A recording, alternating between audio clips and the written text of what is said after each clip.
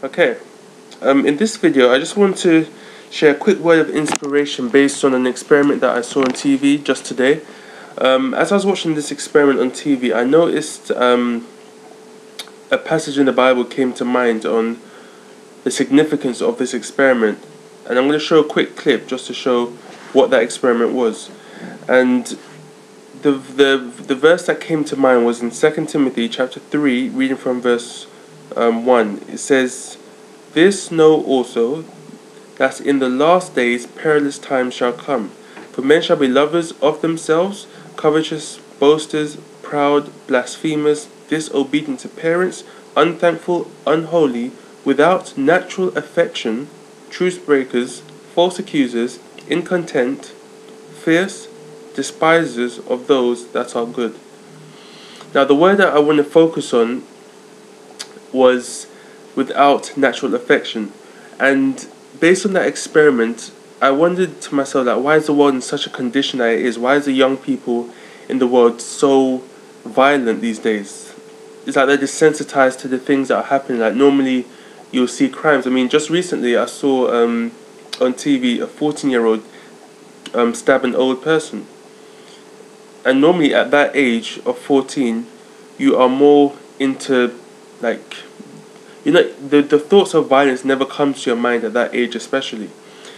And during the times that we're in as well, it just shows that the world is getting more and more and more corrupt, to the point that even young people are even killing old people. Or young people are committing robberies and thieves and such like that. But the point of the matter is that this was prophesied, that perilous times will come, and we've seen them fulfilled today. And so, based on this experiment that I want to I recorded it, but I want to show you what this experiment was. And this is just a sample of why the young people today are being so desensitized, and they're so easy to do things that are not even in a loving way. So, just to also give you an example of natural affection. Natural affection is, say for example, you're walking down the street and somebody like trips and falls on the floor. Your natural reaction, if you have natural affection, would be to go and help that person or see if that person's okay. But without natural affection, you actually see that person fall on the floor and walk past as if nothing ever happened. So that's the stance of what natural affection is. And so what I'm going to show you now is just an experiment on why people are losing that natural affection. And it's based on when you're young as well, because the most important time to learn things or to develop a character is when you're young. Because when you know your standards as a young person, it will help you throughout the rest of your life also. Because you know where you came from, and you're more inclined to stay that way even when you're older. Even if you actually go and drift and do something else, which is not in a loving manner, you'll still never forget what you learnt as a young person. So now I'm going to show you this quick experimental clip, and it will just show you one of the mediums in which is attracting young people in doing violence and being desensitized.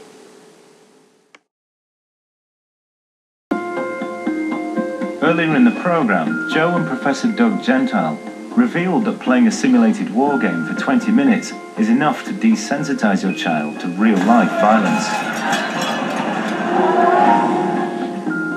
Now Joe wants to see if it can also change their behavior. Will letting your child play violent games make them less empathetic and helpful to others? The boys are still in two groups. 20 are playing a violent war game, and the other 20 a non-violent football game. So these boys are playing their video games. Doug's in a room about to interview some of those kids, and I want to sneak around there and take a look myself.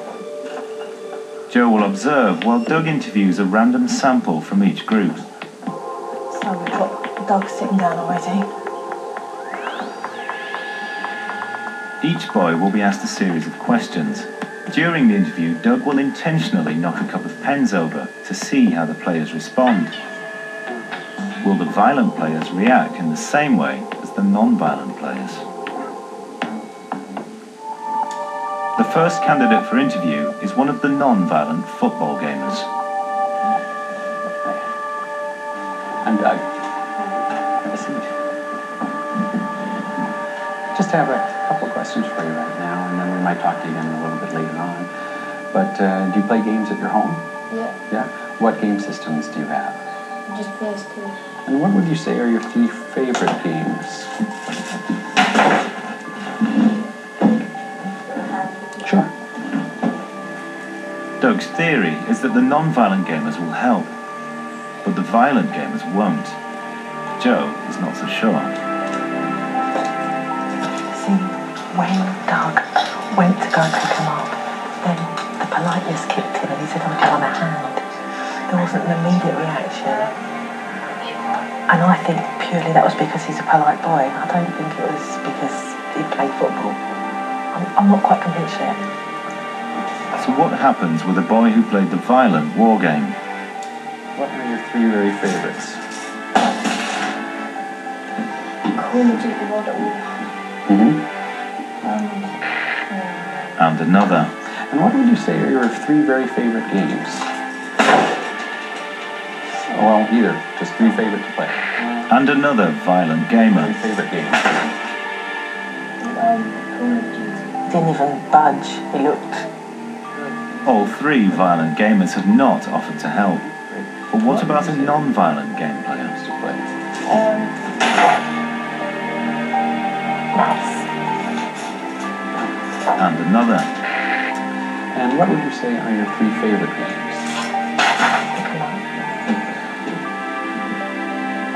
So far, all 4 non-violent gamers have volunteered to pick up the pens. But what if we go back to the violent gamers? See, I think he gave less a reaction than anyone I've seen. Overall, only 40% of the violent gamers picked up the pens. But an incredible 80% of the non-violent gamers have all stepped in to help Doug. It's a simple and revealing test with shocking results. So does playing violent computer games desensitize you and make you less empathetic and helpful to others? Whenever they do this test, Doug and his colleagues always get the same answer: yes.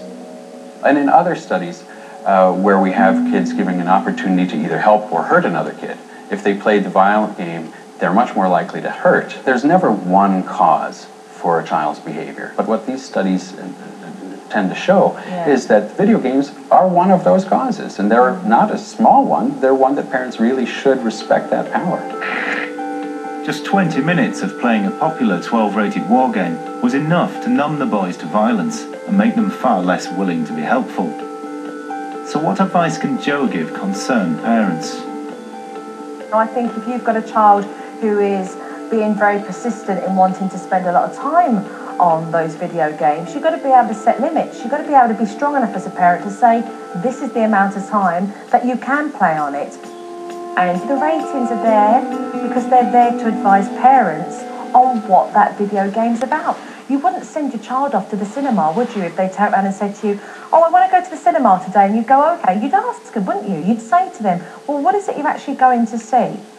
You'd want to know so that you knew that they weren't going to see an adult movie, because it's our job as parents to make sure that our kids are protected from that. Okay, now from my experience, when I used to play a lot of games, I used to play a lot of violent games, and I can relate to how people can become more violent from it, because once you're filling your mind with things which are not helping you spiritually or not helping you grow in a certain way, you will tend to adapt to those characteristics, and you'll find yourself behaving in a certain way. You don't know why you're behaving in this way until you really notice what are you actually taking in. And I remember one time it was on the news that there was one young man who killed, I can't remember where it's found, but I'll probably try and leave the link in the description. I'll try and find it, leave the link in the description.